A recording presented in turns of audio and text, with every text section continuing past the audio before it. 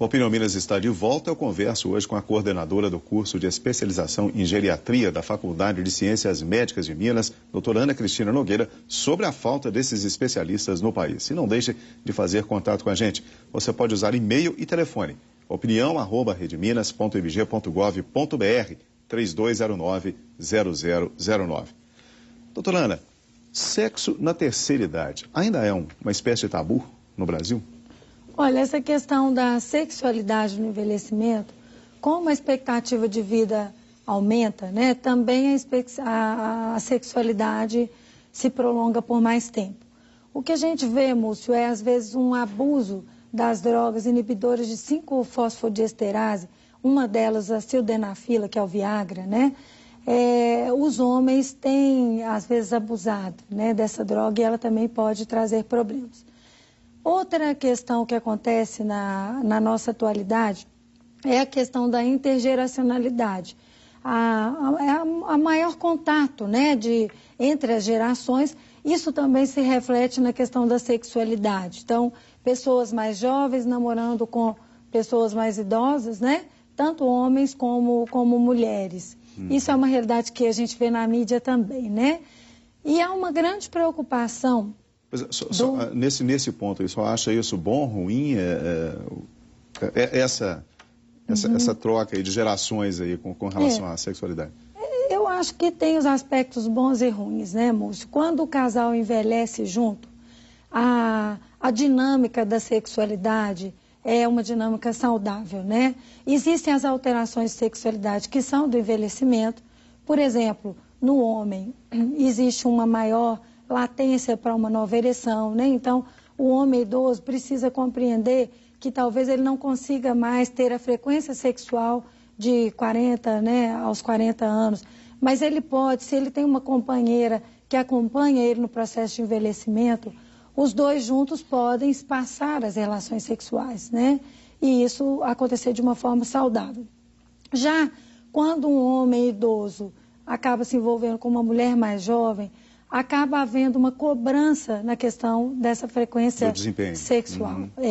E isso gera muita ansiedade, né?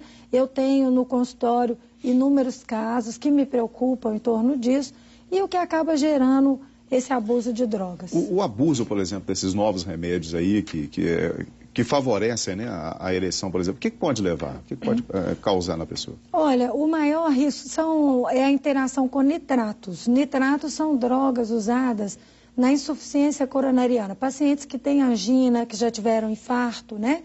Esse é o maior risco, Múcio. E pode ser tão perigoso ao ponto de desencadear mesmo uma angina ou um infarto durante o ato sexual, né?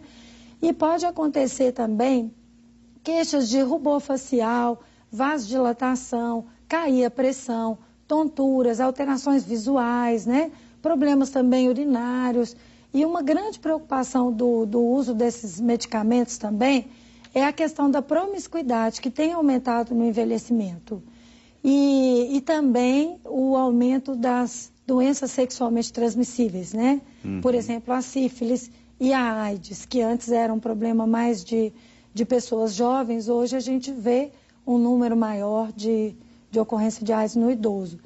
E um outro grande problema é que o idoso, ele não gosta muito de fazer o uso do preservativo. Então, ele quer melhorar esse desempenho sexual, mas não quer fazer a prevenção. E muitas vezes, com o uso do preservativo, há a queixa de perda da ereção, né? Isso aumenta muito o risco em saúde. A mulher também passa por esse tipo de problema? Ou existe também um tipo de medicamento que estimule a mulher ao prazer sexual? Olha, na mulher, menos estabelecido isso, né?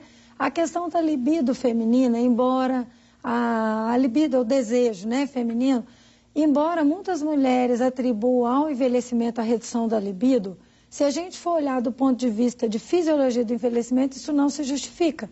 Porque com o envelhecimento, o que há é uma falência ovariana na produção de estrógeno, que é o hormônio feminino, que está ligado aí à lubrificação vaginal, ao trofismo da pele, trofismo de mama, de cabelo, né, aparência física. E essa piora pode influenciar na sexualidade. Mas não o desejo. O desejo, ele está ligado à testosterona, que é produzida pelo estroma ovariano e continua a produção mesmo depois do climatério. Uhum.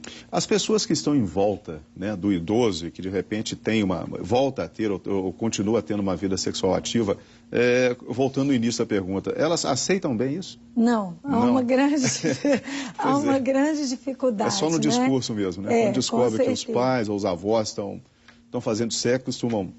Com certeza, há um grande tabu. E muitas vezes pelo próprio idoso, né? A gente ainda vê, mais por parte das mulheres, uma grande dificuldade de vencer a questão da criação patriarcal, né? Então, as mulheres que hoje têm a faixa etária acima de 70 anos, elas tiveram aquela educação muito rígida, né? Num patriarcalismo em casa e depois com o marido, né? E aí, quando elas ficam viúvas, elas não se permitem ter novos relacionamentos. O homem é mais aberto a essas possibilidades e existe uma grande dificuldade da família aceitar novos relacionamentos do idoso. Quem procura mais o geriatra, doutor? O homem ou a mulher? A mulher. E existem mais mulheres idosas do que homens idosos, né? A mulher, ela vive mais do que o homem. Talvez porque o homem não se cuida tanto, né, quanto as mulheres. Basicamente, as recomendações que se faz para uma pessoa da terceira idade, para ter uma velhice, né, com boas condições de vida, são as mesmas que se recomenda, por exemplo, de maneira geral para a população, questão da alimentação, da atividade física. E é possível recuperar uma pessoa que não teve isso, né, de forma geral ao longo da sua vida? É possível uma recuperação depois que ela chega numa determinada faixa etária? O ideal, Múcio, é a pessoa construir o envelhecimento a vida toda, né? Ter bons hábitos de saúde, como alimentação saudável, cada vez mais com um aumento aí da ingestão de frutas, de verduras e de legumes, né? A atividade física regular, que vai reduzir o estresse oxidativo, o envelhecimento, vai retardar o processo de envelhecimento, né? Talvez a atividade física e a alimentação sejam os grandes marcadores do bom envelhecimento. E aí tem o manejo do estresse, a gente precisa adequar a questão do trabalho com o lazer, né, com a boa qualidade de vida.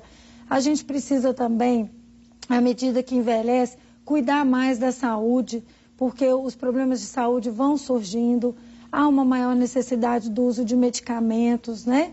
E aí precisa realmente fazer um controle adequado. A senhora falou no primeiro bloco da depressão, né? Que hoje parece que é um mal-estar geral na humanidade, né? Mas ela sempre aparece normalmente à medida que a pessoa envelhece ou não? Não. Ou é comum aparecer? Não, a depressão ela não faz parte do envelhecimento.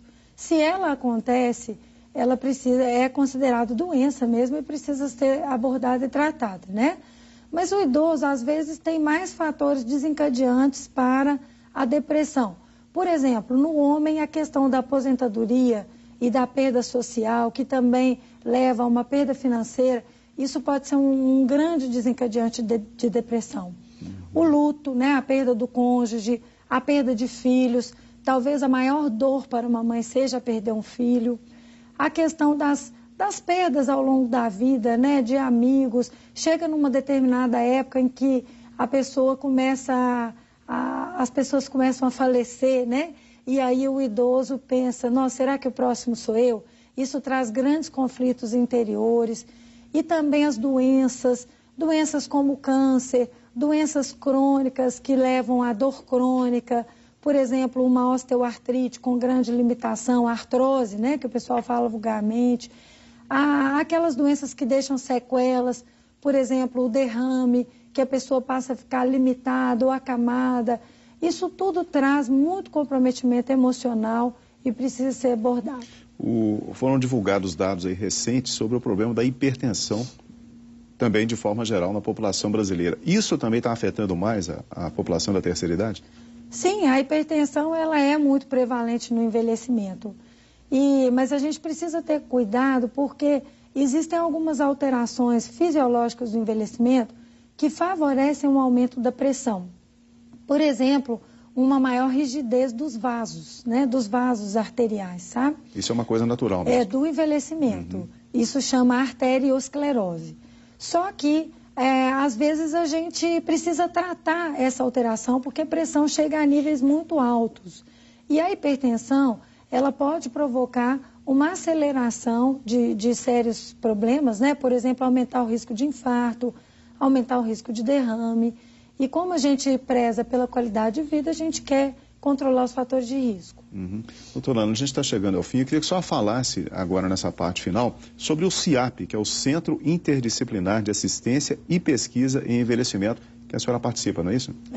O CIAP é uma ONG, Múcio, que está bem ligada a essa questão do envelhecimento, sabe? Tanto na parte de pesquisas, como de preparo de profissionais para cuidar de idosos, né? Então, tentando suprir aí essa carência da geriatria. É um órgão que funciona aqui em Belo Horizonte. Funciona aqui em Belo Horizonte e tem cursos de especialização para geriatria, para fisioterapia, para fonoaudiologia, sabe? E é um trabalho muito interessante e a gente tem um trabalho social muito bacana, que é um trabalho voluntário feito em instituições de longa permanência, através dos médicos, dos cursos de especialização. Atualmente nós damos suportes a 3 instituições muito necessitadas, né? E a gente faz doação de medicamentos, doamos o nosso tempo, o nosso trabalho, né? Aí, a senhora falando isso aí me lembrou aqui uma última pergunta. O idoso, o que normalmente é melhor para ele? Ficar junto com a família, ficar sozinho ou ficar numa instituição tipo um asilo, né? Que é voltada para ele? O ideal é o idoso sempre estar em família, né? Onde ele vai receber o carinho, o amor, o suporte adequado. Mas nem sempre a família consegue mantê-lo em casa. Ou por essa vida, né, corrida que temos hoje, às vezes filhos únicos. E se a opção for pela institucionalização, é muito importante que a família tenha a consciência de levar esse idoso e de manter o acompanhamento desse idoso com visitas permanentes, né, e estar junto. E não simplesmente deixá-lo em uma instituição e não aparecer mais. Ok, doutora Ana, eu vou deixar os contatos. Então, tem o site lá do CIAP, que é o www.ciap.org.br e o telefone de lá, que é o 3443-2200, não é isso? Doutora Ana, muito obrigado pela participação no Opinião Minas de hoje. Bom dia. Obrigada, bom dia. O Opinião Minas volta amanhã, 8h45 da manhã. Até lá.